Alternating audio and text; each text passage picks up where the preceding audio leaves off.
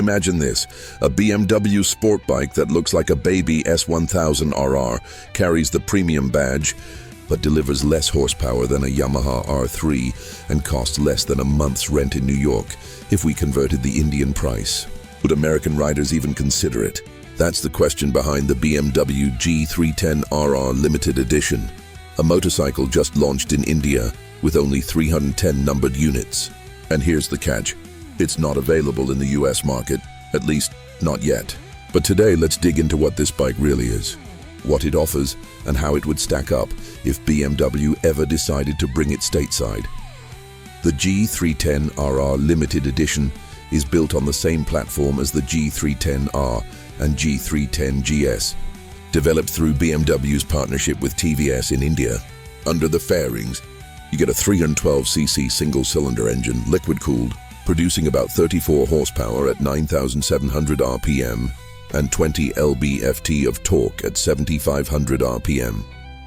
The bike weighs around 384 pounds wet. On paper, that makes it slightly heavier and weaker than the Yamaha R3, which most US riders already know as the benchmark in entry-level sport bikes. BMW priced the limited edition at around 299 lakh in India, which converts to roughly $3,600 USD. That sounds cheap, but the reality is that if BMW ever homologated this model for the US, it would likely sit in the same $5,500 to $6,000 range as the R3, Kawasaki Ninja 500, KTM RC 390, and CFMOTO 450SS. Those are the real competitors here, and they're not easy to beat. Here's the problem. In the American market, entry-level sport bike buyers don't just look for a fancy badge. They want a bike that can commute Monday through Friday, carve corners on the weekend, and still pull highway speeds without feeling strained. And in that regard, the BMW 310RR might be entering the game already behind. But let's not dismiss it too quickly. In the next chapter, we'll break down the direct competition in the US market, with concrete numbers for price, power, torque, and weight, and see exactly where the BMW stands. Spoiler alert, the numbers might surprise you. Now let's put the BMW G310RR Limited Edition side by side with the bikes American riders actually see in dealerships. Because here in the US, numbers matter. Riders care about horsepower, torque, price, and reliability just as much as they care about looks. Let's start with the Yamaha YZF R3. MSRP is about $5,499. It runs a 321cc parallel twin, smooth and forgiving, making roughly 36 horsepower and 19.8 lb-ft of torque, with a wet weight of 373 pounds. The R3 has been a proven starter bike in the US for years. It's easy to insure, cheap to maintain, and Yamaha's dealer network makes service simple. Compared to the G310RR, the R3 already wins on power to weight and keeps costs competitive. Next, the Kawasaki Ninja 500. Starting around $5,299, it replaced the Ninja 400 in the US. This bike packs a 451cc parallel twin with about 51 horsepower and 31.7 lb-ft of torque. Curb weight sits around 375 to 381 pounds, depending on ABS and trim.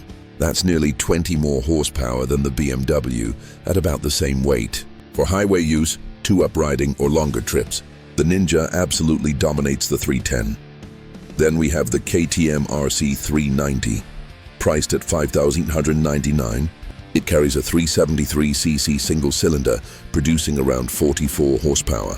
Weight is lighter too, with a dry figure of 342 pounds, which translates to about 360 wet.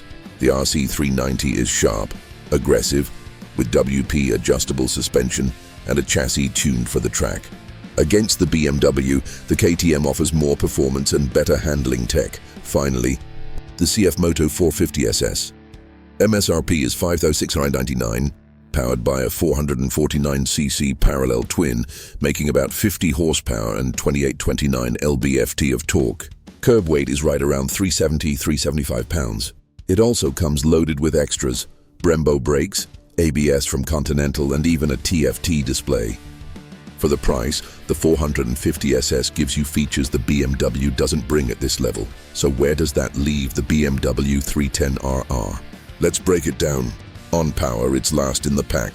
34 HP versus 36 on the R3, 44 on the KTM, and 50 plus on the Ninja 500 and CFMOTO.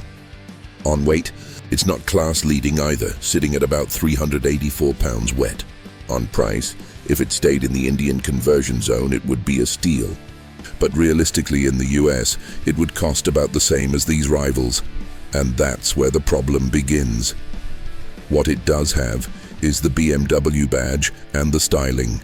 Riders who dream about owning an S1000RR might find the 310 appealing as a mini superbike. But American buyers are practical. At the same price point, why would someone settle for the weakest engine in the class just to say they own a BMW? That's the conflict here. In the next chapter, we'll go into the resolution and reflection.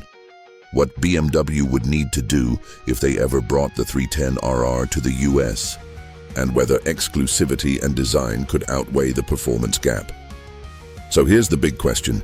Could the BMW G 310RR limited edition work in the American market? On paper, the odds are stacked against it. It's the weakest in horsepower, not the lightest in weight, and it wouldn't be dramatically cheaper than its Japanese, Austrian, or even Chinese rivals if priced realistically for the US. The average American rider stepping into a dealership wants a bike that pulls confidently onto the freeway, handles a weekend canyon run, and feels like a long-term investment. Right now, the 310RR doesn't check all those boxes, but let's not ignore what BMW does have. The brand carries serious prestige in the US motorcycle scene. Many riders look at a BMW in the garage as a statement: engineering, refinement, and style. The limited edition badge and 310-unit production would also create exclusivity. In a market where entry-level bikes often feel like disposable stepping stones, a numbered BMW could be sold as a collectible starter bike. That's a narrative no Japanese or Chinese competitor can copy. Still, for BMW to succeed here, they would need to play smart. First, pricing. If they can keep it around $5,000, $5,300, closer to the Ninja 500 base trim, it would make riders at least think twice. Second, features. Americans expect value for money. Adding ABS with IMU, quick shifter options, or even higher grade suspension would instantly raise appeal. Third, after-sales support. Insurance costs, parts availability, and service convenience need to be clear, because a beginner rider doesn't want to worry about a 2-week wait for a clutch cable. So the resolution is this. The BMW G 310RR Limited Edition, as it stands, wouldn't beat the Ninja 500, the RC 390, or the 450SS in pure performance terms. But if BMW leaned on what Americans love, heritage, exclusivity, and badge pride, while tightening the package with better features, they could carve out a niche. The bike wouldn't be the best beginner machine nor the best track toy. It would be the entry ticket into the BMW world, and for some riders, that's worth more than 10 or 15 horsepower. And here's the final reflection. Motorcycles are never just about specs. They're about what they make you feel.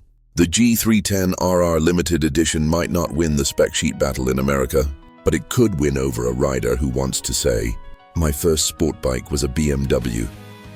That emotional pull is powerful, and it's exactly what BMW is betting on with this release in India. Now the question goes to you. If BMW brought this bike to US dealerships tomorrow for $5.5 grand, would you walk past the Ninja 500 and the RC 390 and sign for a 310RR? Or would you stick with more horsepower and proven value? Drop your thoughts in the comments, because the debate is just getting started.